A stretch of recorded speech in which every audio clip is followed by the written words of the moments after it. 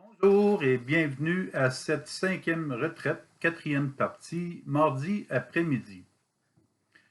Alors jusqu'ici, le sujet c'est le discernement et l'icône qui nous suit, c'est Jean qui écoute le cœur de Jésus, puis ça lui a vraiment donné de comprendre que Dieu est amour. Alors Saint Jean qui a voulu écouter le cœur de Jésus. Euh, Et c'est le principe de base du discernement. C'est qu'au lieu de partir de toutes les situations, on part à partir du cœur de Dieu pour voir qu'est-ce que dans une situation, dans un fait, un geste, une parole, pour savoir qu'est-ce qui est réellement de Dieu de ce qui ne l'est pas. Qu'est-ce qui est à partir de l'amour de Dieu. Alors on part de la lumière de Dieu pour éclairer les situations, les personnes, les textes. La pensée aussi, c'est bien de discerner c'est quoi nous pensons. Et par la pensée, on peut faire beaucoup de ménage et nous libérer. Parfois, ça va nous revenir parce que la mémoire est là pour nous le rappeler. Le passé revient, mais dès qu'on le remis à Jésus, on peut avoir confiance que Jésus l'a pris et il nous purifie à partir de là. Ce qui nous reste dans la mémoire, c'est juste une question d'habitude. Alors oui, on pourrait retomber, oui, on pourrait refaire certaines bêtises, mais on le remet tout de suite à Jésus, puis on permet à son amour d'entrer dans notre vie le plus tôt possible. Mieux vaut tôt que jamais. Alors, nous continuons avec Moïse et le peuple d'Israël. Le peuple d'Israël qui cherche. Il perd patience. Il se demande où il est rendu. Pourquoi avoir sorti d'Égypte, même si en Égypte ils étaient en quelque part prisonniers, esclaves. Alors, le peuple qui chiale, qui maugré, qui s'en prend à Moïse et indirectement s'en prend à Dieu. Alors, et Dieu, de l'autre côté, qui semble parfois vouloir détruire son peuple, on peut imaginer que, environ 3000 ans passés, que c'était le langage qu'ils avaient, la culture, le temps dans lequel ils étaient, de penser ou de l'écrire de cette manière-là. Mais on découvre que chaque fois qu'il y a une difficulté, c'est le peuple en premier qui perd patience ou qui a peur.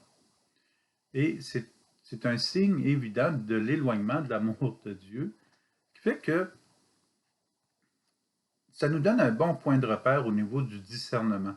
C'est que dès que nous sentons un malaise, dès que dans notre pensée, on a le goût de critiquer négativement, les pensées négatives dans notre discours, dans notre pensée, à chaque fois que nous l'entendons ou que nous le disons, c'est un bon point de repère pour le remettre au Seigneur et de changer nos phrases.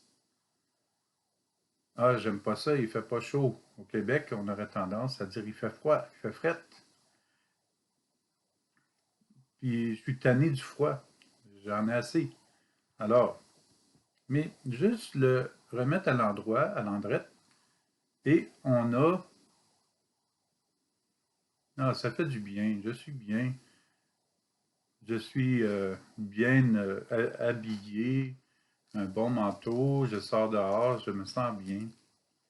Et à force de transformer notre pensée de cette manière, tout le reste commence à prendre euh, un bon tournant. Alors des fois, ça ne prend pas grand-chose, et à chaque fois, de revenir au Seigneur, de revenir à l'amour. de permettre à cet amour-là de circuler en nous, puis ensuite de circuler au prochain. Alors nous continuons avec Moïse et le peuple d'Israël. Juste avant, on va faire un petit détour avec Jésus. Jésus invite à nourrir le peuple. Les disciples disent à Jésus, « L'endroit est désert, il se fait tard. Renvoie donc la foule, qu'ils aillent dans les villages s'acheter de quoi manger. » Matthieu chapitre 14, verset 15. Ce matin, on se souvient, c'était question de nourriture. Et le peuple était dans un endroit désert. Alors, c'est pour ça qu'il y a un lien ici avec l'endroit désert, Jésus qui est avec la foule et qui montre qu'il est présent, comme Dieu l'a été avec le peuple d'Israël.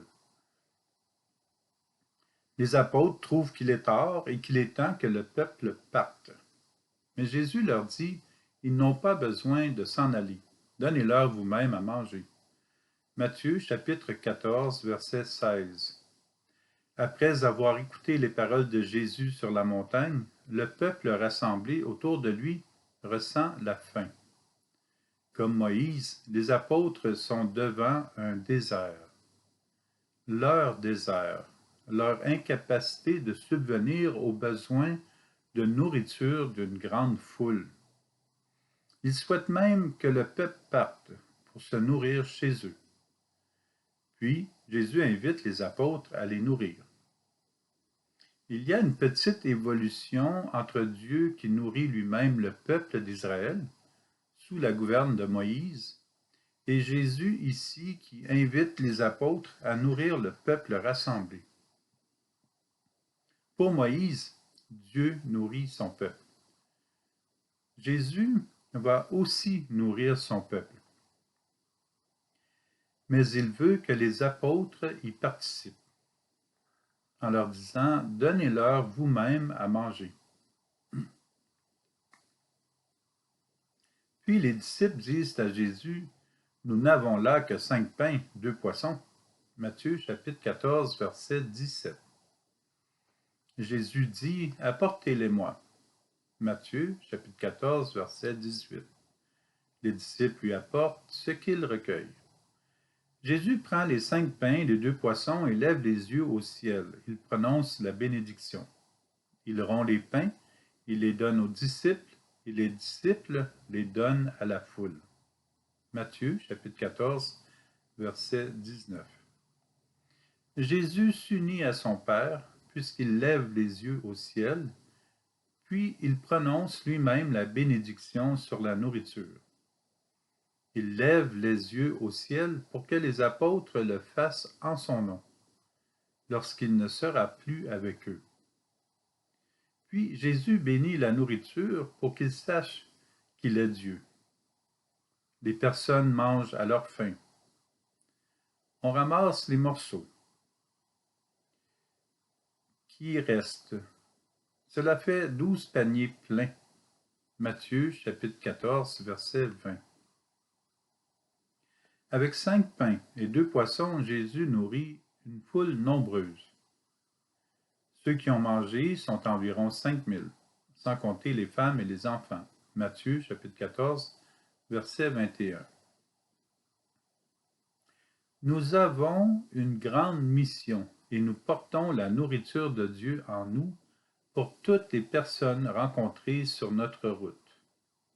Dieu nous permet de transmettre tout ce dont il veut pour le bien-être des personnes. Là où nous pensons qu'il n'y a plus rien de possible, Jésus nous invite à y aller, à offrir ce que nous recevons, la vie de Dieu. Nous portons cette vie de Dieu grâce à son Eucharistie et sa parole. La réception de l'Eucharistie et la lecture de la parole nous transforment quotidiennement.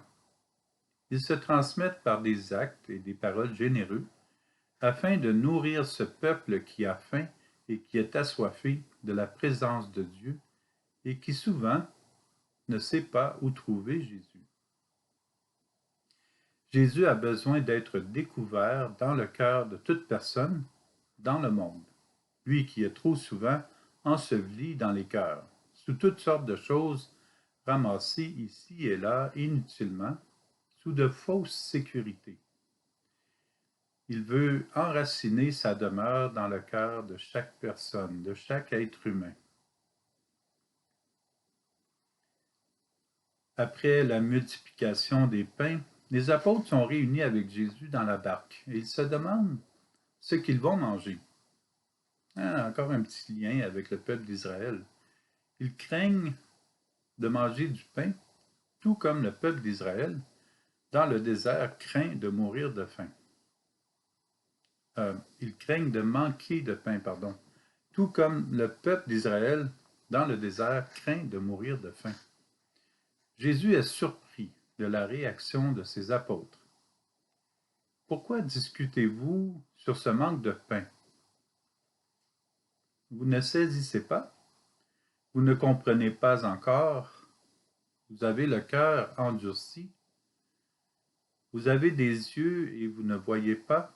Vous avez des oreilles et vous n'entendez pas? Vous ne vous rappelez pas?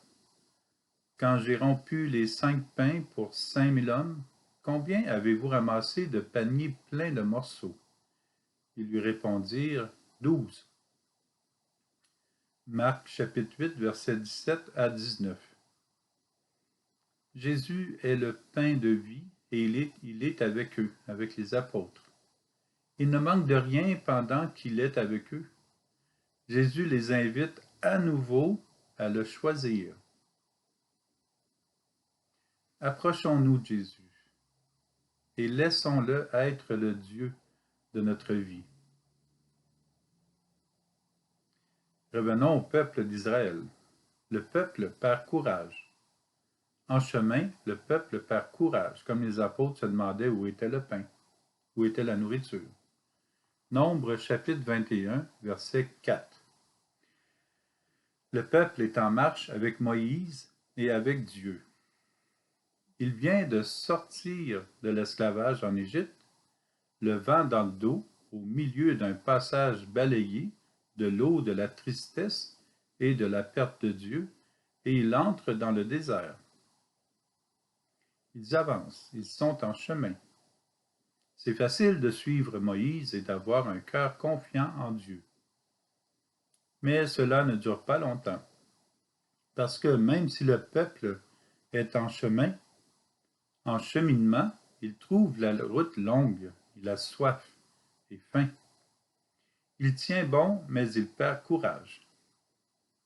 Ce qui est à souligner, c'est que le peuple est en marche. Et même si nous sommes en marche comme eux, quelque chose peut nous conduire à nous décourager. La marche peut ralentir. Le corps devient lourd et le pas n'est plus sûr, au point de vouloir nous arrêter. C'est là le piège de tout croyant qui ressent que sa vie va bien et que tout ce qu'il fait lui semble une réussite. Et le discernement à ce moment-ci est vraiment important. Le but de la conversion risque de battre de l'aile si nous ne revenons pas aux bases nécessaires de la foi. Gardons confiance et trouvons des moyens de nous tenir constamment en recherche de Dieu. Qu'est-ce qui se passe lorsque nous perdons le courage dans la marche derrière Jésus? Suivons le peuple d'Israël. Il récrimine encore contre Dieu et contre Moïse.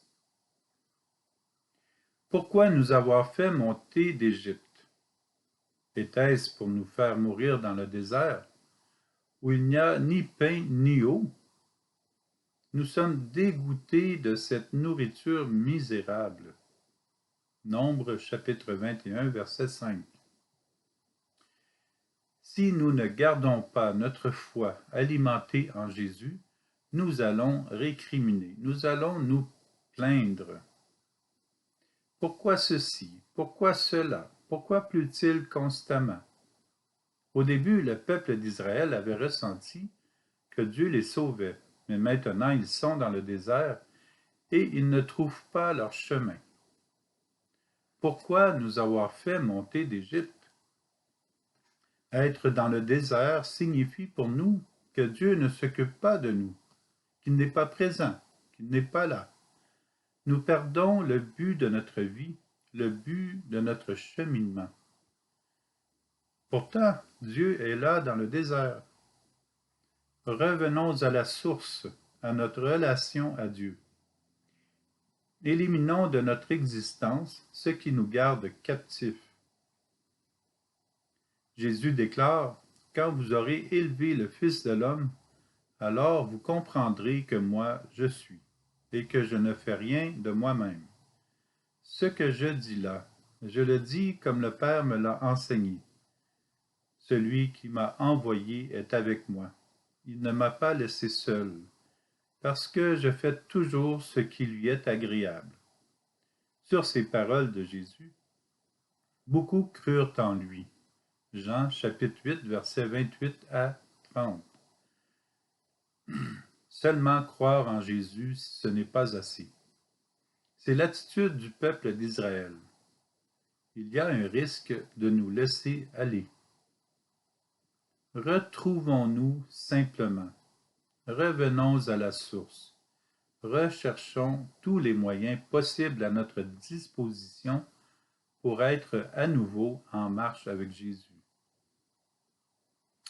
Sommes-nous en marche avec Jésus ou bien nous l'avons laissé à la maison comme l'oiseau en cage que nous protégeons? Recevons-nous Jésus? Où l'avons-nous placé? Dans un tiroir? Dans la télévision? Dans un bibelot? Nous sommes invités à cesser de nous plaindre, souvent subtilement, et oser à nouveau marcher avec Jésus sur le chemin de la sainteté, pour notre salut, vers la vie éternelle. Marchons aussi avec d'autres derrière Jésus, pour le salut du monde. Dans le texte de l'Exode, Moïse cherche le cœur de Dieu. Il est tellement aveuglé par le péché à répétition de son peuple, il en a tellement souffert, qu'il ne peut établir sainement de différence entre le péché du peuple et la miséricorde de Dieu. Alors voici les paroles qu'il semble entendre de Dieu. « Ma colère va s'enflammer contre eux et je vais les engloutir. Mais de toi je ferai une grande nation. » Exode, chapitre 32, verset 10. Moïse pense que pour un peuple si infidèle, Dieu va éliminer ce peuple de la planète. C'est très mal connaître Dieu. Dieu ne peut faire de mal à quiconque. Dieu ne peut avoir aucune autre intention que l'amour. Il n'est qu'amour. Alors pourquoi Moïse craint-il que Dieu puisse éliminer son peuple? À ce moment-ci, Moïse pense que Dieu pense comme lui. Moïse pense que Dieu pense comme lui. Et c'est très important d'être à l'écoute de notre pensée.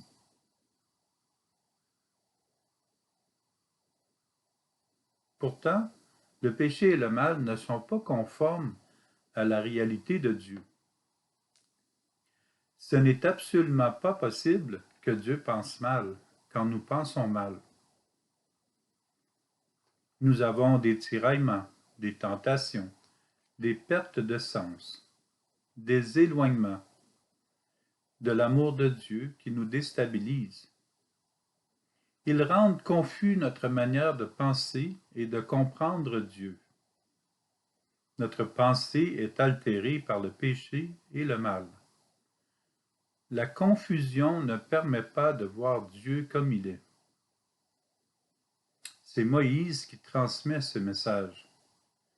Dieu voudrait engloutir ce peuple et faire avec Moïse une grande nation. Comment faire une grande nation si le peuple est englouti?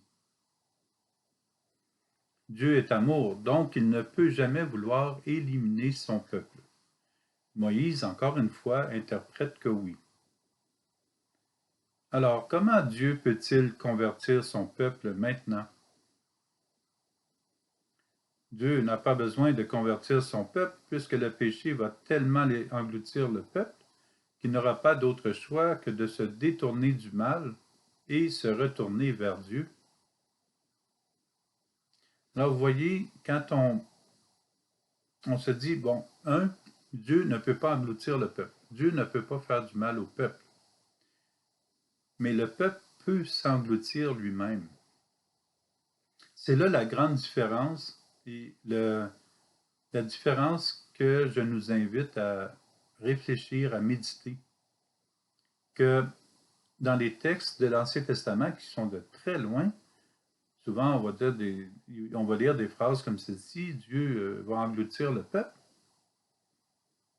Mais si on l'inverse, parce que celui qui est pécheur, c'est l'être humain qui pêche, alors l'être humain lui-même va s'engloutir s'il continue à se tenir éloigné de Dieu et à faire du mal, à se refermer, à ne pas avoir confiance en Dieu. Alors c'est comme ça qu'on peut arriver à faire un certain discernement entre parfois ce qui est écrit et comment on peut le méditer.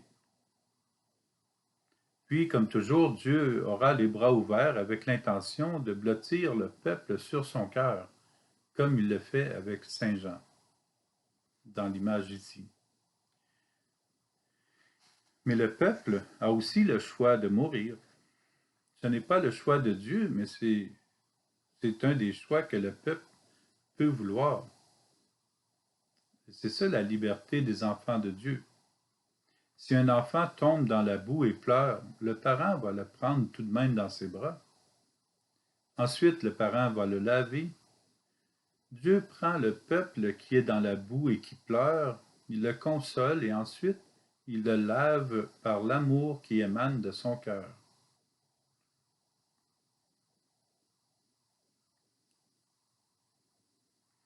Est-ce que cela veut dire qu'il n'y a pas de conséquences au péché? Absolument pas, parce que le péché est un manque, un éloignement de l'amour de Dieu. Le péché est la mise en action et le mal en est la conséquence. Le mal contre soi, le mal contre les autres, et les autres, s'ils s'éloignent, ils font du mal contre eux-mêmes et contre nous. Par le péché, la personne se fait du mal et elle peut aussi se détruire. La seule décision de la personne d'aller vers le mal lui cause tous les maux. C'est cela être infidèle à l'amour de Dieu. Le manque que nous causons par le mal conduit à la souffrance. Sans l'amour de Dieu, nous enfonçons dans la boue du mal.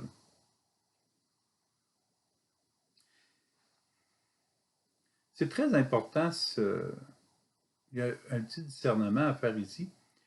Euh, quand, euh, quand nous enfonçons dans le mal, la meilleure manière d'en sortir, c'est de revenir vers Dieu, bien sûr, mais d'accepter à nouveau que Dieu nous aime et d'accepter de se laisser aimer. Moi, je pense qu'il y a beaucoup de crises qui seraient évitées si on savait que Dieu nous aime. Il y a tellement de gens dans le monde qui ont besoin de savoir qu'ils sont aimés. Moi, je pense que la majorité des maux du mal seraient éliminés à la source à ce moment-là. Et que la personne euh, ait des moyens de toujours demeurer avec le Seigneur et de toujours revenir à se laisser aimer.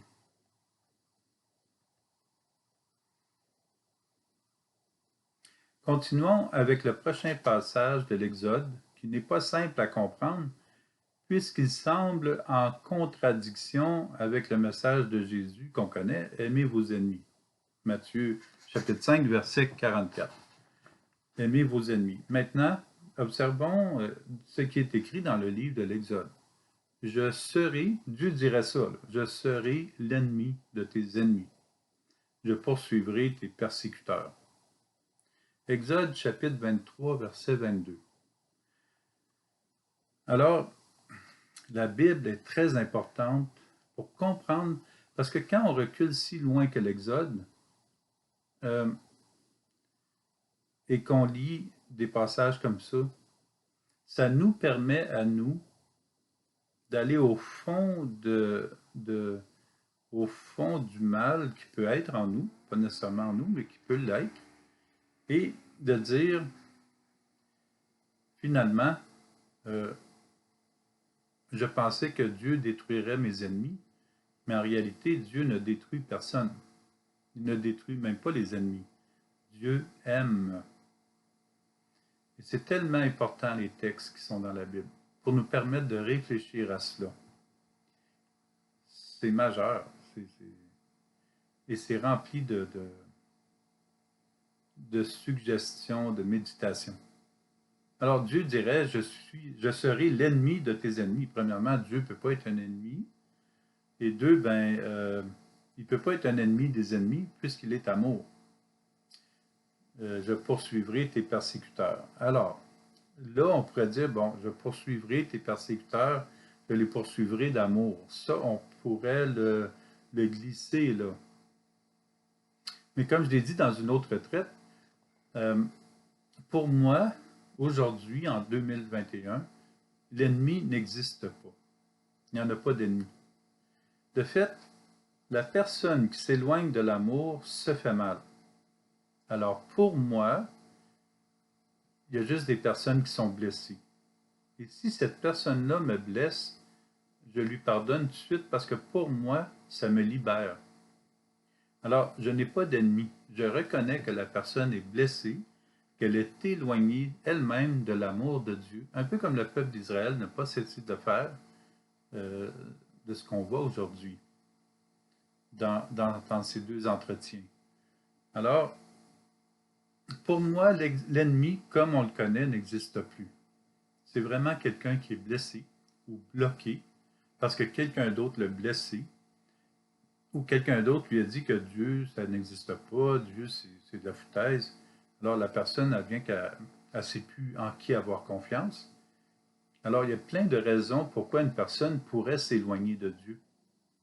Mais une personne qui s'éloigne de Dieu, éventuellement, va faire mal à quelqu'un d'autre. Alors, l'idée, c'est de reconnaître que la personne est blessée. Et si on reconnaît que la personne est blessée, on donne cette blessure à Jésus. Et avec son amour, il passe à travers la blessure de la personne pour la guérir. Toujours avec son amour. Alors, ça, pour un peuple qui est en guerre, souvent, nous pouvons supposer qu'il n'a pas compris le message que Dieu lui transmet à Moïse. Comment Dieu peut-il être un ennemi puisqu'il est amour? Il est facile de déduire que Dieu ferait du mal à quelqu'un. Or, Jésus remet le pendule à l'heure. Il confirme que Dieu aime même les ennemis. Et moi, d'une manière toute simple, j'aimerais même qu'on enlève le mot ennemi. Parce que c'est des personnes qui sont blessées. Souvent, elles peuvent nous faire du mal, mais elles s'en rendent même pas compte. Puis souvent, c'est même pas dirigé vers nous. C'est une blessure que ces personnes-là ne sont pas capables de contenir. Et elles s'en rendent pas compte, puis viennent nous blesser. Ouf. Alors, ça nous dit quelque chose. Quand une personne vient nous blesser, ça nous dit quelque chose sur sa blessure. Alors voilà, ça confirme que Dieu aime. Et c'est des histoires difficiles que ces histoires de guerre. On va avancer un petit peu de ce côté-là avant de terminer. Euh, Cela n'a pas changé aujourd'hui lorsque nous voyons encore les horreurs de guerre. Dans la guerre, l'orgueil risque de prendre le dessus.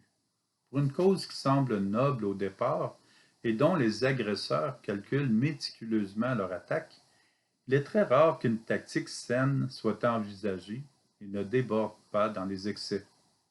Dans toutes les guerres, il y a des débordements qui conduisent à des injustices, des pertes de contrôle, à des massacres et des pertes de vies innocentes. Une guerre est toujours le signe que les deux parties n'ont pas déployé assez d'écoute pour améliorer la relation et œuvrer de manière sage. Parfois, une seule des deux parties peut avoir causé l'escalade d'un conflit. Dieu est amour, comme Jésus le mentionne. Dieu nous sauve de la main de l'ennemi, des personnes, en nous invitant par nul autre moyen que la paix et le pardon. Dieu combat aussi les ennemis qu'on a à l'intérieur, les difficultés, surtout les difficultés, les mauvaises habitudes. Nous en avons quelques-unes. Le Seigneur nous propose la paix, la joie interne dans son amour, afin de les répandre dans le monde. D'un point de vue spirituel, cela passe assez bien puisque Dieu combat le mal en nous. Dieu combat avec nous le mal, si nous l'invitons dans notre bataille personnelle. Mais Dieu ne combat jamais la personne, encore moins pour l'anéantir.